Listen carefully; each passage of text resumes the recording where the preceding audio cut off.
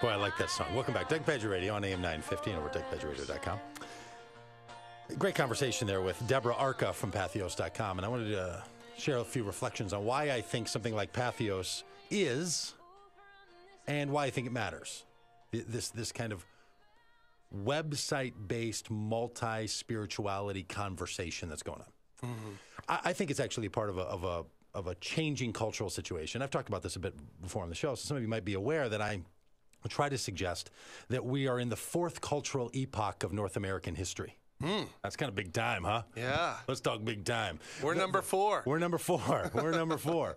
And we're not done yet, right? There's going to be lots more of these. So here the description of 4 cultural epochs. And I write about this in a whole series of books called the Inventive Age series. So I have these books up, we're talking about the inventive age and how it is that we're in a cultural situation in which is dissimilar but is the product of the 3 previous ages. The first age I like to refer to as the agrarian age. Sure. This would be almost all of human life when people lived in small communities on farms and raised the food that they needed to eat, lived inside of a single cultural community. Imagine in North America when it was the native peoples who were here first. There was very much an agrarian kind of life. They were an agrarian, some of them staying put, some of them being more nomadic people. And then when Europeans came to the United States and to the rest of North America, they were still living in that kind of a way. People lived off of farms, and if you had cities, they were quite small. Well, the agrarian age, somewhere between the late 1700s and the late 1800s around the world, gave way to the Industrial Revolution. And the Industrial Revolution, that brought about a whole new way, not only of doing our technologies, but a whole new way of organizing our world. That people then were organized not around the farm and not around a single language and not around people that they knew, but rather people moved into common areas that became larger cities. They were part of common experiences there, and it was the factory that became the center. And so industrialization, because of machinery, because of the products that it created, because of electricity and heating, all created the capacity in the middle 1800s in the United States to start to endeavor on a new way of social and collective engagement.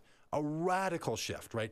The world before the Industrial Revolution and the world after the Industrial Revolution, people know how marked it is as a big deal.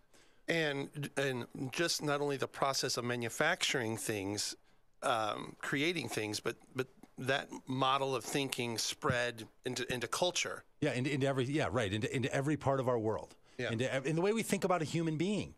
We would talk about a human being, and people often use these phrases, well, that's just not how she's wired. Well, wired? You think we don't actually have wires. Like we might have, nerve endings, but we don't have wiring going on inside of ourselves. So all this language of the industrial world. Or we have body parts. Body parts. Yeah, like we think about our body as a machine. Yeah. Right. Well, people weren't thinking about your body as a machine. They were thinking about your body as a living organism in the agrarian age, because it was living organisms that you were dealing with all the time, not static machines that could be controlled to produce particular outcomes. So we changed the way we thought, the way we organized, the way we understood the world. And I write in the books that I write about this. We also changed the way we do our spirituality. We changed the way we do our religion. So in North America, you have a whole dawning of industrial age Christianity and Judaism around North American culture that we now call mainline Protestant denominationalism. That just like you would have a central factory, you have these centralized command and control centers within denominations that are having outposts, factories in different places that are producing this similar product, right? Okay, well then after the industrial age, that gives way to the information age. And gives way is maybe has too much grit for some people. The industrial age produces the information age. So the industrial age doesn't go away, but you start manufacturing textbooks, you start organizing people into cities, you start organizing people into university and school settings. In the United States, you have the dawning of the high school movement, which was a commitment in the early 20th century, that's the 1900s, in the early 1900s, to educate every child through age 18 equally. First time anywhere in the world that had been done, and it revolutionized North America, revolutionized the United States. Sure. Because everybody was going to be educated equally instead of choosing in 5th grade or 7th grade or 2nd grade. Yeah. Or 9th grade, what you were going to study. Everyone got educated equally, and then you could decide after that. So it made college the point of deciding on what you were going to do with your life, not your teenage years. Yeah. A huge, huge change. The information age that dawned on that really sort of marked by radio and television. The fact that information was being spread, and now print media could deliver messages all over the place. So the information age now changed from the factory as being the center to the school being the center of culture. And you can even see our suburbs. The suburbs are kind of the classic information age development. Yeah. Right? So if the farm and the small town was the agrarian age, and the city and the factory was the industrial age, then the suburb and the school becomes the iconic picture of the information age. Sure. Where it's about what you know and how much you can learn and how you distribute information. These kinds of ideas are prominent. So now we start to organize our culture and think about humanity, not in terms of living systems or machines, but in terms of knowledge-based systems. What do you know?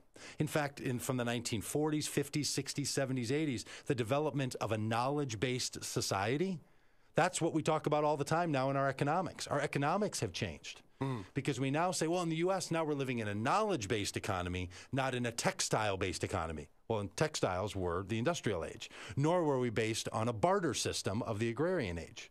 Right? So we've seen these developments happen, and they influence all of culture. They influence all the ways that we understand the world that we live in. Then you have the dawning of this 4th cultural period, that being what I call the inventive age.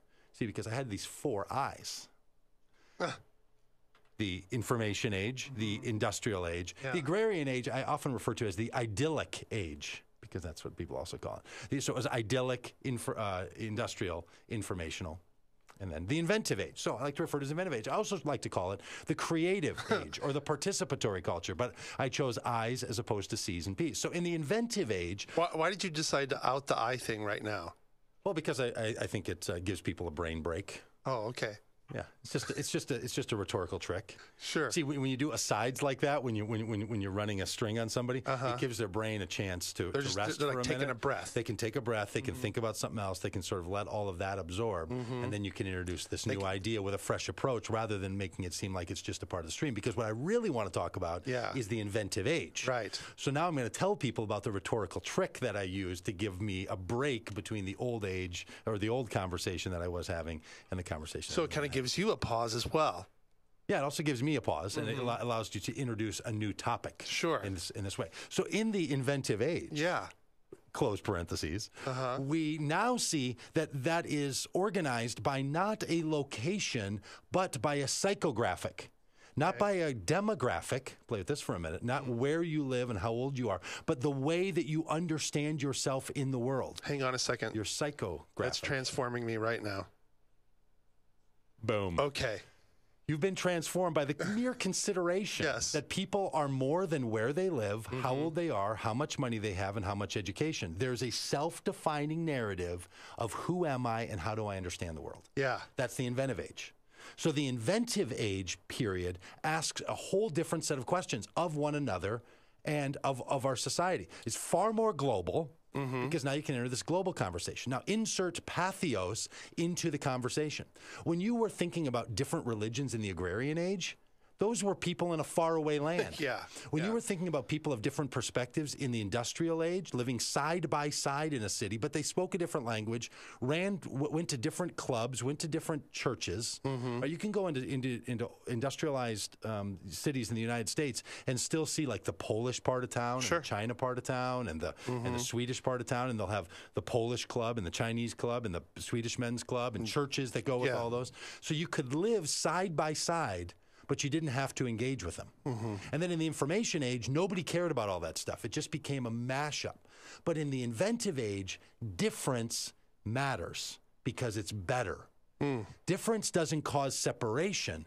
Difference is seen as, well, you're interesting. I've never met someone who thinks about the world the way you do. I think I want you to help me understand the world from your perspective, not just from mine.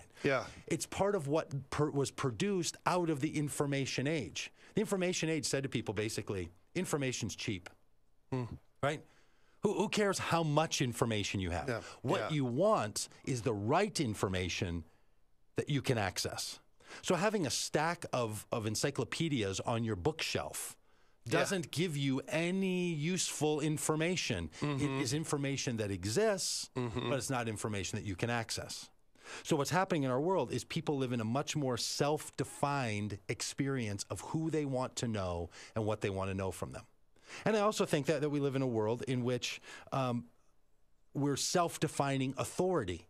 So the old authority structures don't exist in the same way in the inventive age as they did in the industrial age and in the agrarian age and in the information age. That's a big deal. We're talking about who has the power and why do they have it. That's an enormously important question.